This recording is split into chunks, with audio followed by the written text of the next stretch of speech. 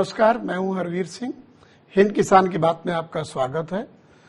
आज हम लोग बात करेंगे एक ऐसे मसले की जिसको लेकर के बहुत बड़े बदलाव की तरफ हम लोग जा रहे हैं। सरकार का ये कोशिश है कि देश में जो कृषि क्षेत्र है उसमें बहुत बड़े बदलाव किए जाएं और उसके लिए 5 जून को सरकार ने 3 अध्यादेश जारी किए। एक अध्यादेश था आवश्यक वस्तु अधिनियम में बहुत सारे जो कृषि उत्पाद हैं उनको उससे बाहर करके पूरी तरीके से नियंत्रण मुक्त कर देना, उनकी स्टॉकिंग, आवाजाही। दूसरा बड़ा बदलाव है देश में कृषि विपणन सुधारों का। उसमें जो कृषि उत्पादों की खरीद की जो प्रक्रिया है उसमें बड़ा भारी अंतर हो जाएगा, क्योंकि एपीएमसी के बाहर उनके उत्पादों की खरीद बिक्री पूरी तरीके से फ्री होगी, कोई भी व्यक्ति खरीदेगा और राज्य सरकार किसी तरीके का प्रतिबंध नहीं लगा पाएगी या फिर उसके ऊपर कोई टैक्स नहीं लगा पाएगी। तीसरा बदलाव है कॉन्ट्रैक्ट फार्मिंग का। ये 3 ऐसे कदम हैं जो सरकार ने इसलिए उठाए हैं कि वो एक बड़ा भारी बदलाव देश के किसानों की जो रोजमर्रा की जीवनचर्या और उनकी कमाई का रास्ता है उसमें लाना चाहता है, ऐसा सरकार का मानना है। असल में तमाम सारे जो हमारे लिबरल इकोनॉमिस्ट हैं वो कहते हैं कि ये एग्रीकल्चर के लिए 1991 का मूवमेंट है। 1991 का मूवमेंट समझने के लिए हमें देखना पड़ेगा देश में आर्थिक उदारीकरण का फैसला लिया गया था 1991 में, और हमारी जो आर्थिक नीतियां थी वो बहुत भारी बदलाव उसमें किया गया था। लाइसेंस परमिट राज खत्म किया गया, विदेशी कंपनियों को देश में आने की अनुमति दी गई और ये कहा जा रहा है कि जो करीब 3 दशक का जो बदलाव है देश की इकोनॉमी में उसके पीछे काफी हद तक उदारीकरण का एक जो कदम था वो रहा है। तो कुछ इसी तरीके का है ये बदलाव, सरकार का मानना है। हालांकि सरकार की जो कोशिश है वो ये भी कह रही है कि हम चाहते हैं कि देश में किसान जो है कॉरपोरेट बन जाए। वैसे उनका ये एक सपना है, ये एक धारणा है, लेकिन जमीनी हकीकत क्या वाकई वही है जो सरकार सोच रही है?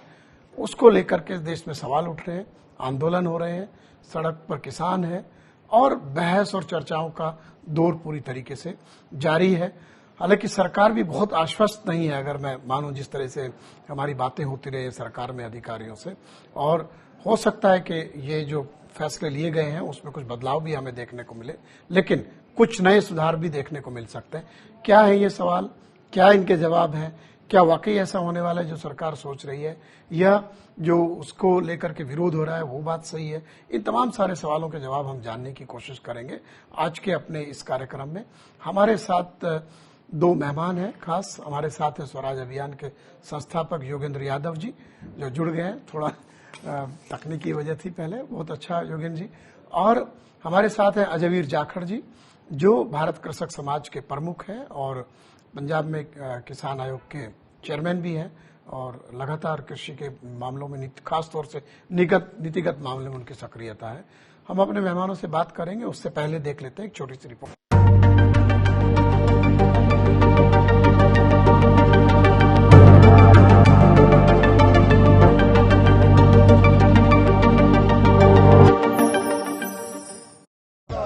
किसानां दा मंडी बोर्ड वेचण वाली मोदी सरकार मुर्दाबाद।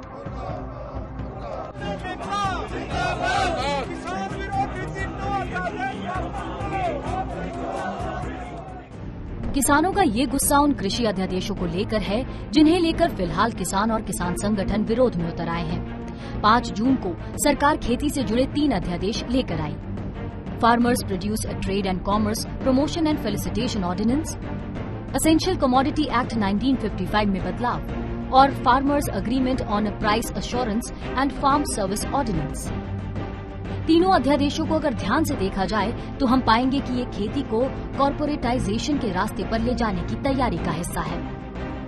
तीनों अध्यादेश आपस में गुथे हुए हैं और एग्री मार्केटिंग को बिना नियमन और खुला बनाने की हिमायत करते हैं।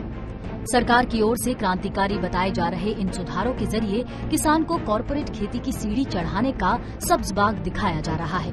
लेकिन क्या वाकई ऐसा है? क्योंकि सवाल बहुत सारे हैं। कोविड महामारी के दौरान ऐसे 3 अध्यादेश लाने की ऐसी क्या जरूरत पड़ गई? क्या संसद से लाए जाने का रास्ता ठीक नहीं होता? तीनों अध्यादेश इस प्रक्रिया में एक दूसरे से जुड़े हुए हैं। और कृषि विपणन और कारोबार की मौजूदा व्यवस्था में बदलाव के साथ साथ खेती करने की परंपरा और प्रक्रिया में भी बदलाव का हिमायती है। सवाल ये भी है कि क्या मंडी की मौजूदा व्यवस्था एपीएमसी जारी रहेगी। किसानों की एक बड़ी चिंता ये भी है कि कंपनियों और किसानों के बीच विवाद के हालात में किसान को अकेला छोड़ दिया गया है, क्योंकि ऐसे हालात में रिड्रेसल की प्रक्रिया बहुत मुश्किल है और किसान के लिए उसके जरिए न्याय पाना आसान नहीं। एक बड़ा सवाल एमएसपी को लेकर भी है। क्या किसानों में इस बात को लेकर डर पैदा हो गया है कि एमएसपी को खत्म ही कर दिया जाएगा? किसान लगातार विरोध कर रहे हैं और वो मांग कर रहे हैं कि एमएसपी का जिक्र इन अध्यादेशों में किया जाए। सवाल ये भी है कि क्या सरकार ये मानकर चल रही है कि छोटी जोत के भोले भाले किसान बहुराष्ट्रीय कंपनियों की लंबी चौड़ी लीगल टीम का मुकाबला कर पाएंगे, जो कि ऐसे कॉन्ट्रैक्ट्स पर काम करती है जो अच्छे लोगों को समझ में नहीं आते। गुजरात के पेप्सिको का मामला हमारे सामने ही है। Bureau report, Swaraj express. Yogendra ji, मैं एक जो शुरुआत करना चाहूंगा, क्योंकि आजकल क्रांति का दौर है और सरकार कह रही है कि बड़े क्रांतिकारी कदम उठाए जा रहे हैं जो कि पूरा सिस्टम में आमूल चूल बदलाव ला देंगे। सब कुछ खुला कर दिया जाएगा, कोई प्रतिबंध नहीं होंगे, कोई पाबंदी नहीं होगी। और इसके लिए जो 3 अध्यादेश लाए हैं सरकार, जो लेकर के आई है, वो एक दूसरे में गुथे हुए हैं, एक दूसरे के साथ जुड़े हुए हैं। तो ये एक, मैं कहता हूं कि जो बदलाव हैं, इनको करने के लिए क्या ऐसे दरकार थी सिस्टम में कि लोगों से चर्चा की जाए, पार्लियामेंट में बहस की जाए, जो स्टेक होल्डर हैं उनके विचार जाने जाए और उसके बाद ये बड़े भारी बदलाव किए जाए। लेकिन सरकार ने कोविड महामारी के बीच में एक के बाद एक साथ 3 बड़े फैसले किए। तो ये जो मैं सवाल उठाया कि अभी तक ये देश में नीतियों के मामले में ये प्रक्रिया रही है। इवन जो इंडस्ट्री के फैसले होते हैं उसमें भी एक ड्राफ्ट नोट पहले आता है, उसका शेप में, उस पर लोगों के विचार जाने जाते हैं, फिर अकोमोडेट किए जाते हैं विचार। तो ये क्यों करने की जल्दबाजी थी कि इस तरीके का कदम उठाएगा? क्या मानना है आपका योगेंद्र जी? प्रश्न बिल्कुल सही है, उत्तर तो सरकार। जो नियत का सवाल, भाई आप क्रांति करना चाहते हैं, आप इस देश के किसान की मदद करना चाहते हैं, बहुत अच्छी बात है।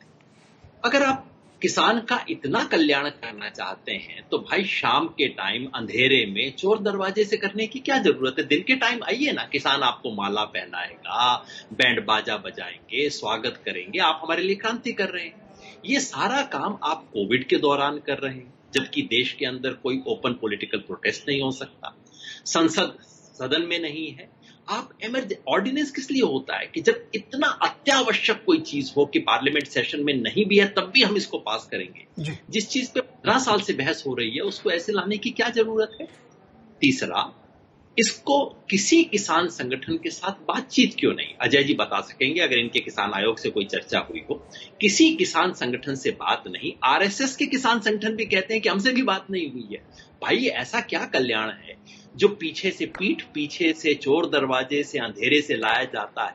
जब ऐसी कोई चीज लाई जाती है तो मेरा मन पहली बात तो कहता है कि भाई हो ना कुछ दाल में काला है, मेरे फायदे के लिए तो नहीं लाया जा रहा, नहीं तो कुछ ना कुछ हमें बता के किया जाता।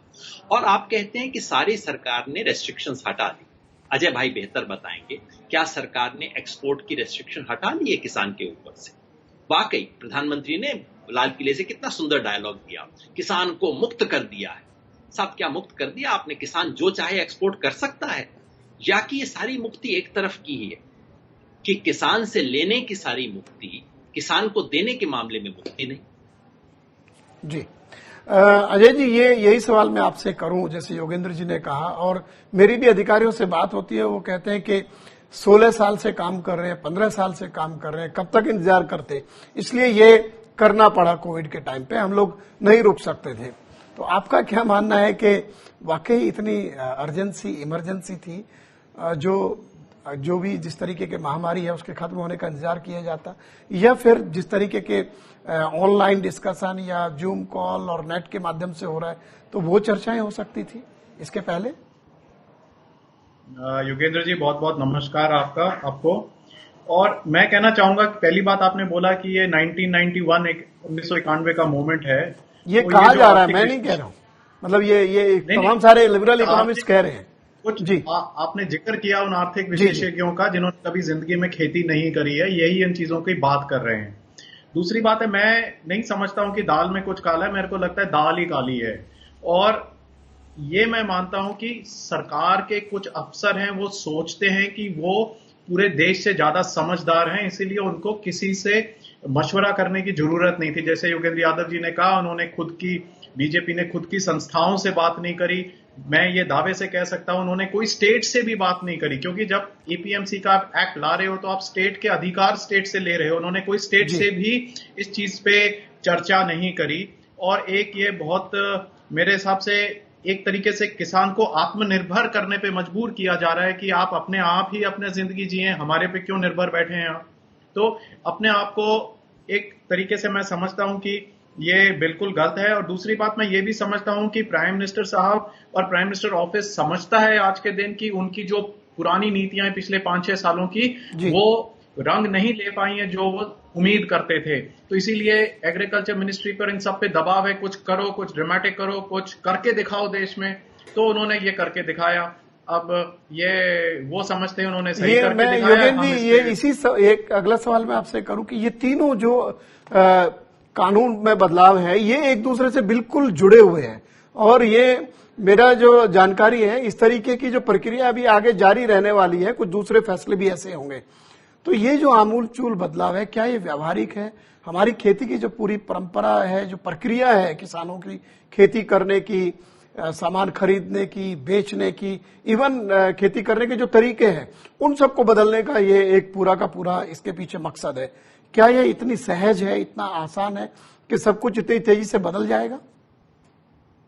आपने सही कहा है, तीनों एक दूसरे से गुंथे हुए हैं। दरअसल क्या है कि हमारे देश में इन 3 एक्ट से शुरू करके पूरा एग्रीकल्चर का आर्किटेक्चर बदलने की कोशिश की जा रही है। मेरा जो मकान खड़ा है, उस मकान की अब खिड़की को रिपेयर नहीं किया जाएगा।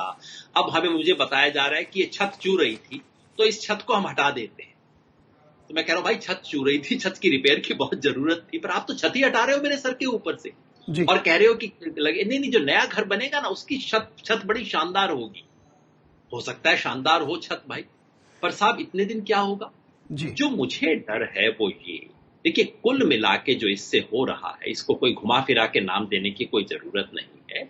हमारे उन लोगों जिनका जिक्र अजय जी ने किया, जो यहाँ कृषि भवन में बैठते हैं और अपने आप को सबसे बड़ा कृषि का एक्सपर्ट समझते हैं, इन लोगों के मन में अब आ गई है कि हो ना हो, ये अमेरिका वाला मॉडल हिंदुस्तान में अपना के काम चलेगा। हिंदुस्तान की कृषि को कॉर्पोरेटाइज करने की जरूरत है। मतलब खेती, हिंदुस्तान में खेती की जरूरत है, लेकिन ये किसान समस्या है। तो आप कंपनियों को लाइए, कंपनियां यहां पे एग्रीकल्चर करेंगी और कंपनियों के हाथ सीधा तो जमीन आप दे नहीं सकते। तो उसका पहला कदम ये है, कॉन्ट्रैक्ट फार्मिंग खोल दो, आप एपीएमसीज को बाईपास कर दो और आप स्टॉक की लिमिट्स खत्म कर दो। ये पहला कदम है। फिर उसके बाद दूसरा कदम लिया जाएगा। अब ये जो कंपनी राज आएगा, उससे हो सकता है खेती का प्रोडक्शन बढ़ जाए। मैं जानता नहीं, लेकिन मैं मानने को तैयार हूं। हो सकता है खेती में इन्वेस्टमेंट बढ़ जाए, हो सकता है खेती में प्रोडक्शन बढ़ जाए, लेकिन मेरी इसमें रुचि नहीं है। मेरा सवाल ये है, क्या किसान की हालत बेहतर होगी? और ये मैं विश्वास से कह सकता हूं, किसान की हालत बेहतर होने वाली नहीं है, किसान की हालत बदतर होगी। तो ये मैं उस सवाल पे आ ही रहा था, योगेंद्र जी ने जिक्र किया कि इसके पीछे मकसद है कि कॉरपोरेट का जितना ज्यादा दखल खेती में बढ़ जाए, वो उसकी तरफ हम लोग जा रहे हैं। जिस तरीके से अजय ये आवश्यक वस्तु अधिनियम बदला गया, कॉरपोरेट जो एग्रीकल्चर जीन्स है उनको उससे बाहर कर दिया है। उसका आप कितना भी स्टॉक कर सकते हैं, कितना भी खरीद कर सकते हैं, कहीं भी ले जा सकते हैं, ला सकते हैं। सरकार का कोई कानूनी पाबंदी आपके ऊपर नहीं लग सकती जब तक कोई बहुत बड़ी इमरजेंसी या आपदा ना आ जाए। दूसरे जो एपीएमसी है, एपीएमसी को के बाहर आप पूरी अनुमति दे रहे हैं। और फिर जो कॉन्ट्रैक्ट फार्मिंग है, उसमें यह भी है कि नहीं साहब, जो किसान खेती करता है उसके समझ नहीं है, टेक्निकली वो उतना समझदार नहीं है, इसलिए सर्विसेज के माध्यम से कॉरपोरेट वहां आ जाएगा, अपनी सर्विसेज भी बेचेगा। और उसका एक इनेबलर किया जा रहा है कि आप इनको एफपीओ कन्वर्ट कर दो, जो कंपनियां होंगे, तो basically company to company deal होने लगेंगी। तो ये जो हमारा सामाजिक ताना बाना है, जो हमारे खेती का जो स्वरूप है पूरा का पूरा, क्या वो इसके लिए तैयार है कि हम लोग कॉर्पोरेटाइजेशन ऑफ एग्रीकल्चर जो है और जो योगेंद्र जी ने जिक्र किया, जो दुनिया के विकसित राष्ट्रों में जो हो रहा है, हम उस तरफ जा सकते हैं क्या? वो स्थिति है क्या हमारे सामने? देखो, अपने को जैसे योगेंद्र जी ने कॉर्पोरेटाइजेशन का जिक्र किया, मैं सबसे पहले उसके बारे में कहना चाहूंगा कि वो है क्या। आप देखेंगे पूरी दुनिया में जहां पे इस तरह के कानून है, वहां पे 4-5 सेगमेंट होते हैं एग्रीकल्चर फूड पॉलिसी स्पेस के। तो एक होता है एग्रीकल्चर इनपुट का, जो बीज बेचते हैं, खाद बेचते हैं, ट्रैक्टर बेचते हैं। दूसरा होता है कि जो कमोडिटी ट्रेडर होते हैं, जैसे कारगिल हो गई, लुई डेफर्स हो गया, जो अनाज किसान से खरीदते हैं। तीसरे होते हैं जो प्रोसेस करते हैं, जिनकी ब्रांड्स होते हैं, जैसे नेस्ले हुआ या टाइसन हुआ, ऐसे करके विदेशी ब्रांड्स होते हैं। चौथे होते हैं रिटेल सेगमेंट होता है, जैसे वॉलमार्ट हो गया और अमेजॉन हो गया, अब जियो आने वाला है, तो इस तरह के ब्रांड होते हैं। और हर इन 4 सेगमेंट में केवल 4-5 कंपनियां ऐसी हैं जो 60 से 70% ऑर्गेनाइज्ड मार्केट को कंट्रोल करती हैं जी। और यही स्थिति देश में हो जाएगी, आज नहीं होगी, ये पता नहीं लगेगा। जैसे सिर के बाल होते हैं ना, आहिस्ते आहिस्ते उड़ते हैं, पता ही नहीं लगता, और एक दिन पता लगता है कि गंजे हो गए हैं। उसी हिसाब से ये कॉर्पोरेटाइजेशन होएगा, पहले कुछ सालों में नजर नहीं आएगा होता हुआ, ये आहिस्ते आहिस्ते आहिस्ते यही स्थिति आने वाली है। मैं इसको और तरीके से आपको मैं बोलूं कि ये निश्चित है, ये होना है। उदाहरण से मैं कह सकता हूं कि आज के दिन समझो, और ये कंपटीशन आड़तियों में भी आएगा, जो मिडिल मैन है वो भी खत्म हो जाएंगे बहुत सारे, क्योंकि बड़े बड़े रह जाएंगे। एक सेकंड, जैसे जिस हिसाब से पहले कोई इंडस्ट्री चलाता था, कोई समझो कि साबुन बनाता था, खुद की ब्रांड से बेचता था, आज के दिन वो जॉब वर्क कर रहा होगा बड़ी कंपनी के लिए। उसी हिसाब से पंजाब में समझो कि 26,000 आज के दिन आड़तिये हैं।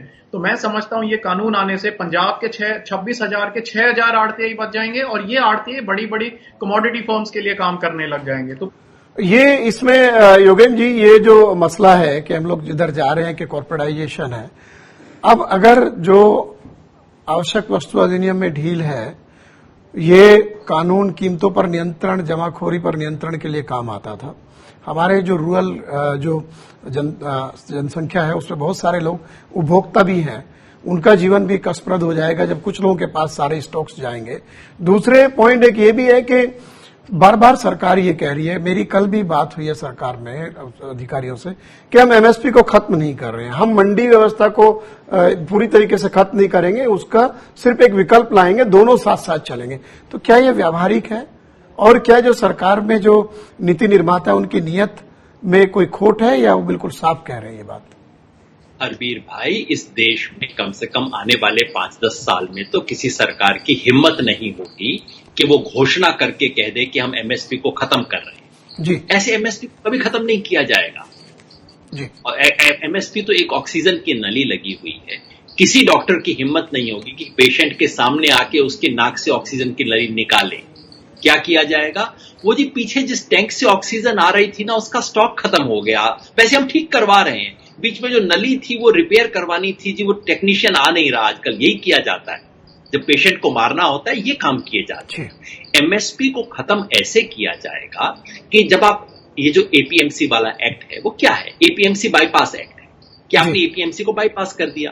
बाईपास कीजिए, जैसे अजय कह रहे हैं, 1 साल, 2 साल, 3 साल, चौथे साल तक एपीएमसी बैठ जाएंगी।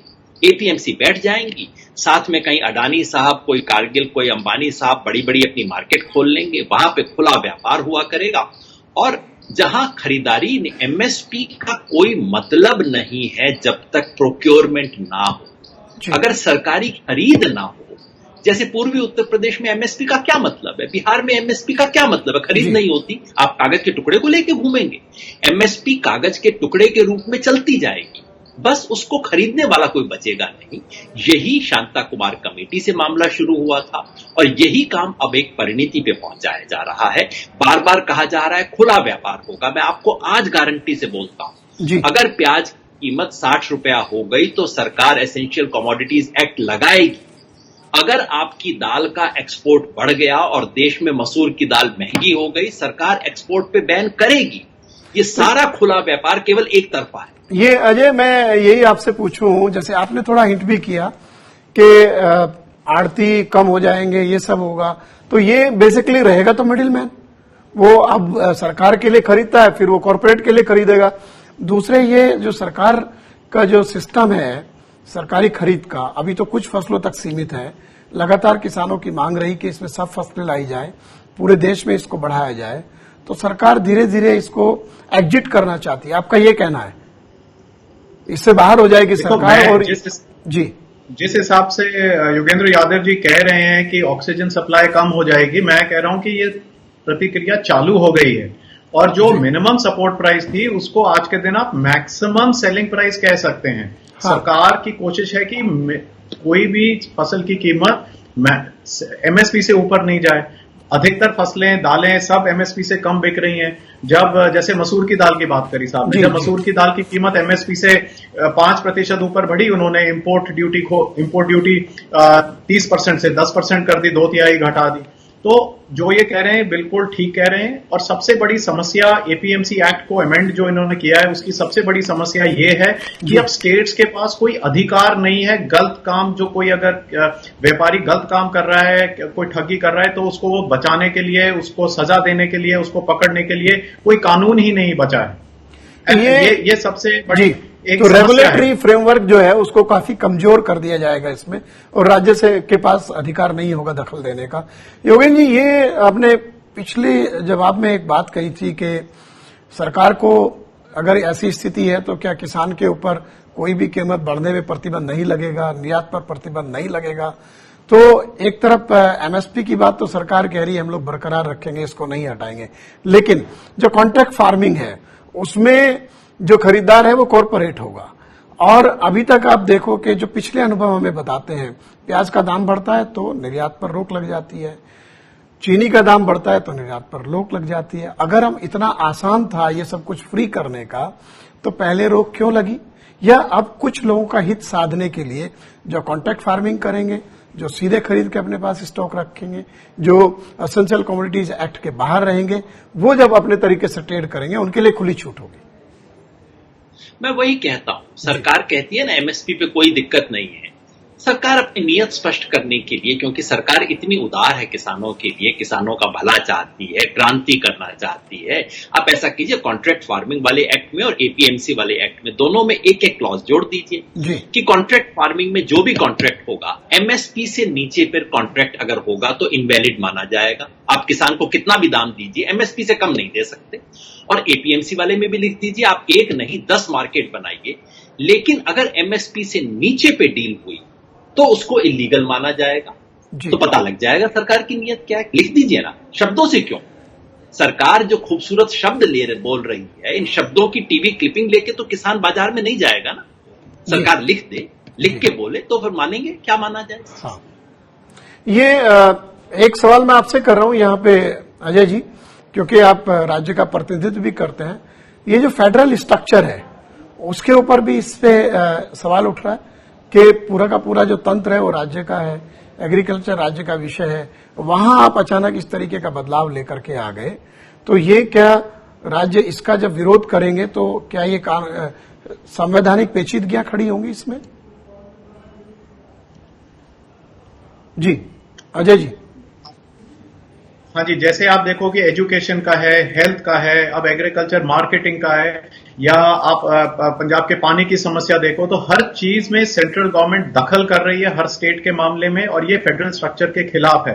परंतु मैं एक बात जो पहले हुई थी एपीएमसी की, मैं उस पर एक चीज पंजाब की तरफ से कहना चाहूंगा कि अगर शांता कुमार कमेटी रिपोर्ट जो एक भारतीय जनता पार्टी के चीफ मिनिस्टर ने लिखी थी और उनकी मदद अशोक गुलाटी जी ने की थी, अगर वो रिपोर्ट मानी जाए तो पीडीएस खत्म कर दिया जाएगा और कैश ट्रांसफर होएगा। अगर पीडीएस खत्म हो जाता है तो मैं समझता हूं कि पंजाब में 26,500 करोड़ रुपए का सालाना घाटा हो सकता है। अच्छा, ये समझने की अजय जी थोड़ा कम समय है, एक टिप्पणी मैं योगेंद्र जी आपसे यहाँ चाहूंगा कि जो अजय ने कहा कि पीडीएस खत्म करना पड़ेगा, सरकार कहती है हमें एमएसपी को रखना ही पड़ेगा क्योंकि पीडीएस चलाना है।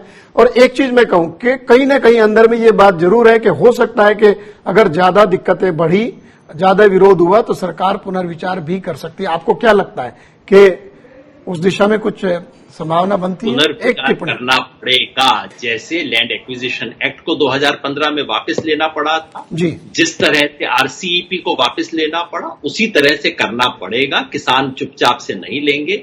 एक आखिरी बात बता देता हूं, राज्य और केंद्र सरकार के संबंध में कृषि में क्या हो रहा है जी। 2 भाई थे और 1 गाय थी, तो समझदार भाई ने कहा भाई 2 हिस्से में बांट लेते हैं। ऐसा कर, आगे वाला हिस्सा तू ले ले, पीछे वाला हिस्सा मैं ले लेता हूं। और केंद्र और राज्यों के साथ यही हो रहा है। अब आगे वाला हिस्सा केंद्र राज्य सरकारों के पास है, यानी कि गाय को खिलाने की सारी जिम्मेवारी उनकी है, और पीछे वाला हिस्सा केंद्र सरकार के पास है, यानी कि गोबर और दूध केंद्र सरकार का है। ये संबंध बनाया जा रहा है। मैं इसी पॉइंट पे मैं अपने दोनों मेहमानों का बहुत बहुत शुक्रिया अदा करूंगा। आप लोगों ने इस पूरे मसले को हमारे दर्शकों को समझाने की कोशिश की। सवाल बहुत उठ रहे हैं, जवाब भी आ रहे हैं, लेकिन केंद्र सरकार अपने इस मकसद को लेकर के आगे बढ़ना चाहती है और उसका मानना है कि वो सही दिशा में जा रही है। लेकिन बेहतर होगा कि जो स्टेक होल्डर हैं, जो किसान है या किसान संगठन है या राज्य सरकारें हैं, उनकी तरफ से जो राय आ रही है उनको भी अकोमोडेट किया जाए, और जो किसानों के लिए बेहतर हो, देश के आम आदमी के लिए बेहतर हो, उसी दिशा में इन कानूनों को आगे बढ़ाया जाए। संसद का सत्र आने वाला है, उसमें ये अध्यादेश रखे जाएंगे। उम्मीद है कि इनमें जरूरी बदलाव होंगे। इसी नोट के साथ मैं अपने दर्शकों से विदा लेता हूं और आप हमारे साथ जुड़े रहिए स्वराज एक्सप्रेस पर। हिंद किसान की बात के अगले एपिसोड के साथ फिर आपके सामने एक महत्वपूर्ण मुद्दे को लेकर के आएंगे। नमस्कार।